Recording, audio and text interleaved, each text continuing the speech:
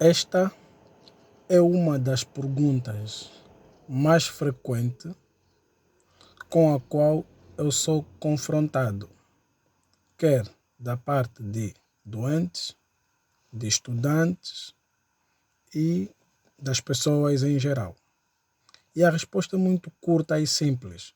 É um mito, ou seja, é falso que o consumo de água mineral causa pedras no rim. Quer seja um consumo moderado ou um consumo bastante frequente, sei lá, em excesso, é falso. Não é verdade que água mineral causa pedras no rim. E as razões eu já lhe explico, desde que ficas aqui até ao final do vídeo.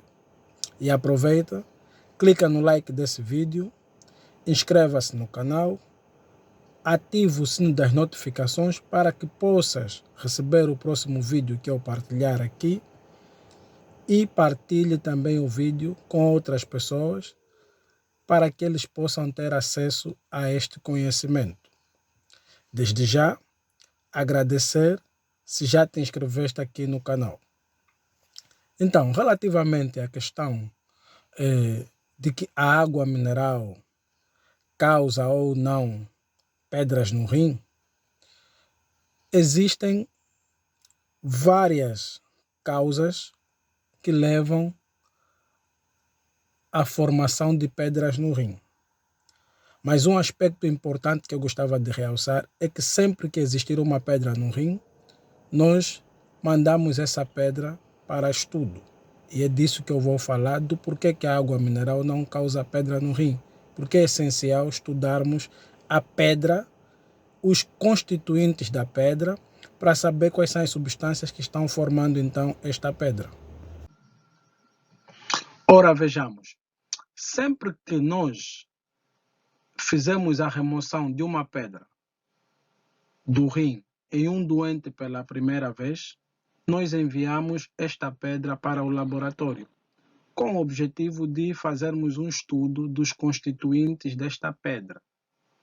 E, até aqui, de todas as pedras que são estudadas a nível mundial, se assim posso dizer, o constituinte mais frequente das pedras é o cálcio, e ele está presente em mais de 80%. Sendo o cálcio o constituinte mais frequente nas pedras do rim, significa dizer que o cálcio tem um fator preponderante na formação dos cálculos. E quando tu olhares para um bidão de água mineral, se olhares o rótulo, tu podes ver qual é a quantidade de cálcio que tem este frasco de água mineral. E a partir daí, consegues perceber que esta quantidade é quase insignificante. Então, se a água mineral não contém grande quantidade de cálcio, sendo o cálcio o principal constituinte das pedras no rim, é um mito, ou não é verdade, nós dizermos que a água mineral, quando consumida em excesso ou em grande quantidade, vai causar pedras no rim. Não tem como ser a água mineral um fator causador de pedra no rim, porque a própria água mineral em si contém uma quantidade insignificante de cálcio. Conforme vocês podem observar nesta tabela, 82% dos cálcios, dos cálculos, 82% dos cálculos são compostos de cálcio. E somente 18% são compostos de outros elementos, dentre eles ácido úrico, a cistina, a silica e também a cistina e ainda o fosfato, amoníaco e o magnésio. Então, com base nisso, já começamos a perceber que a água mineral não pode ser esse fator importante de causar pedra no rim, porque um dos principais constituintes de das pedras é o cálcio, e a água mineral é pobre em cálcio.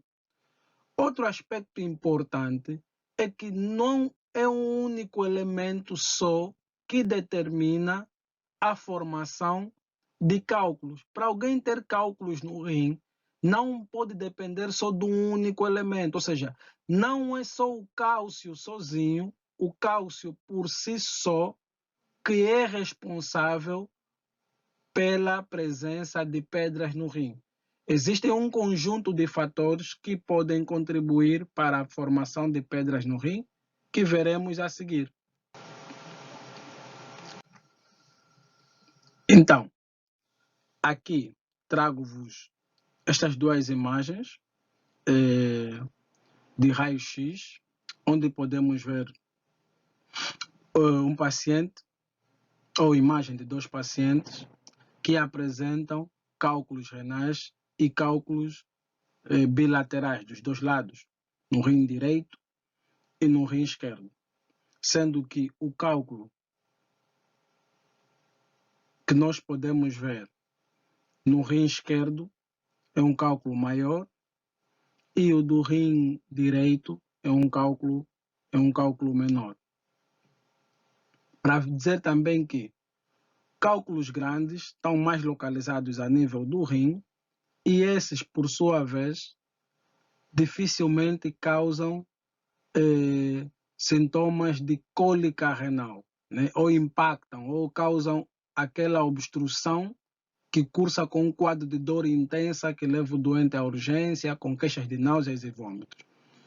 São mais os cálculos menores que, quando impactam a nível dos ureteres, que podem levar a este processo de cólica renal.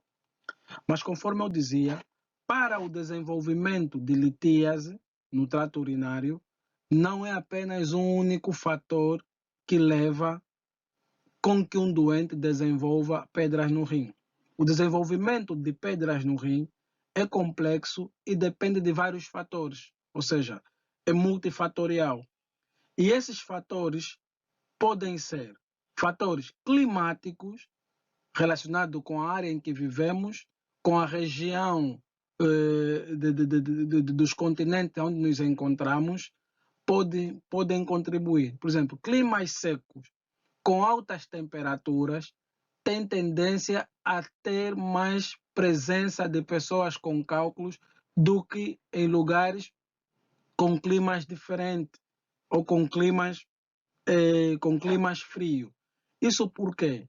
Porque em lugares de clima seco e quente, as pessoas acabam por transpirar mais. Transpirando mais, perdem mais líquido pela transpiração, pelo suor, sem contar que já perdem líquidos pela urina, pelas fezes, e se eles perdem mais líquidos por essas vias e ingerirem menos líquido daquilo que é o necessário, por exemplo, nas 24 horas, as pessoas acabam por ficar desidratadas. E a desidratação em si, ou a baixa ingestão de líquidos, contribui sim para a formação de cálculos. Então acaba por ser o contrário. Acabamos por perceber que o nosso organismo precisa cada vez mais de água para não formar pedras no rim, porque a água ajuda a dissolver os solutos. Outro fator que pode estar relacionado é o tipo de trabalho que a pessoa desempenha e aonde trabalha, né, e com o que trabalha. Porque determinados serviços ocupacionais podem estar relacionados com a produção ou a formação de cálculos. Outro aspecto é a dieta, os alimentos do qual, né, nós estamos acostumados a consumir com maior frequência. Né? Dou exemplo de alimentos ricos em chocolates, têm uma grande contribuição no processo de formação de cálculos. Há ainda o fator hereditário.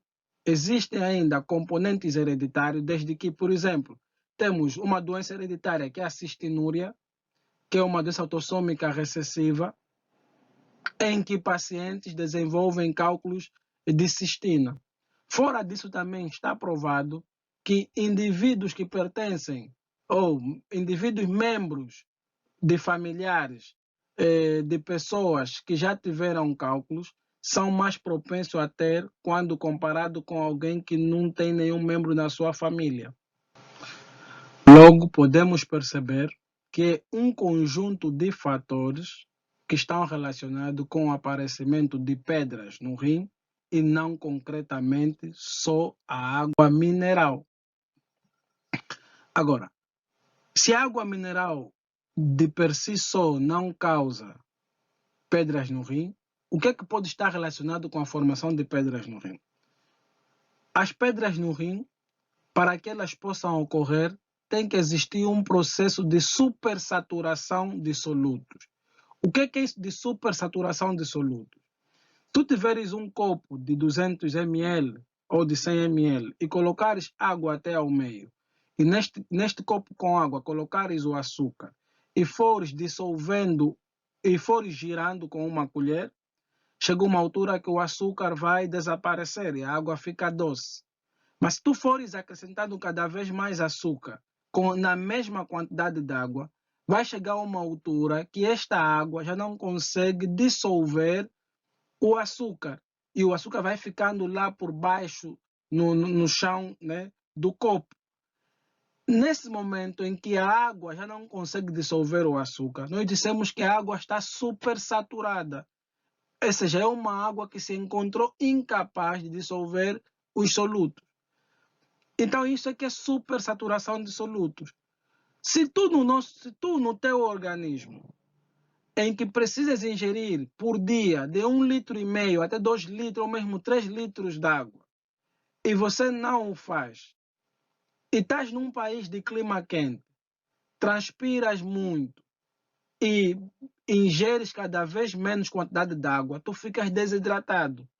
Com pouca água no organismo, então o teu organismo não terá a capacidade de dissolver todos os solutos que existem no corpo, quer seja o cálcio, fósforo, magnésio, ácido úrico, entre outros.